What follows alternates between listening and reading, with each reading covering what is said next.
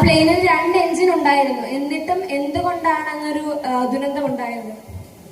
അപ്പൊ അവര് ചെയ്യുന്നത് സാധാരണഗതിയിൽ അവരുടെ ബ്ലാക്ക് ബോക്സുകൾ എടുക്കുക, വോയിസ് റെക്കോർഡർ പരിശോധിക്കുക, അതിൽ നിന്ന് ഡേറ്റ ഡൗൺലോഡ് ചെയ്തിട്ട് എന്തായിരുന്നു കാര്യം. ഇപ്പൊ താങ്കൾ പറഞ്ഞ 2 എഞ്ചിനുകൾ പ്രവർത്തിച്ചില്ല എന്നുള്ളത് പോലെ ഒരു ഹൈപ്പോത്തസിസ് ആണ്. അതിനൊരു പ്രൂഫ് ഇന്ന് ഇവരെ വന്നിട്ടില്ല. 2 എഞ്ചിൻ വർക്ക് ചെയ്തില്ലോ എന്നുള്ള കാര്യത്തിന് ഇന്നും തെളിവില്ല. അപ്പൊ നമുക്കൊരു 2-3 ദിവസം കൂടെ കാത്തിരിക്കാം. നമ്മുടെ ഈ ചാനലുകാർ ഈ ഉണ്ടാക്കുന്ന ഹൈപ്പുകളെ ഇഗ്നോർ ചെയ്യാൻ ആദ്യം കുട്ടികൾ പഠിക്കണം. കാരണം ഇന്ന് നമ്മുടെ മനസ്സിലുള്ള ഏറ്റവും വലിയ പ്രശ്നം ഈ ടെലിവിഷൻ ചാനലുകളാണ്. അവരാരെങ്കിലും ഉണ്ടെങ്കിൽ ഞാൻ അവരാരെ ദൈവം വിചാരിക്കരുത്.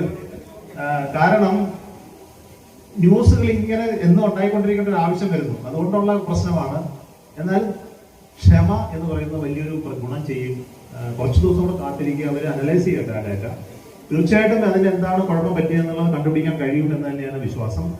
അതെന്തായാലും സാങ്കേതിക തലവാറാണോ, പൈലറ്റ് എററാണോ, 2 എഞ്ചിന്റെ സബോട്ടേജ് ആണോ, ഇങ്ങനെ പല തിയറികൾ പല ആളുകളും ഇഷ്ടംപോലെ ഉണ്ട് ഇന്റർനെറ്റിൽ. ഞാൻ എന്തിനാ അതിനകത്ത് കൂടുതൽ കുറച്ചും കൂടെ എഴുതി എന്റെ വഴികൾ എന്തിനാണ് വേണ്ട എന്ന് വിചാരിക്കാം. Thank you.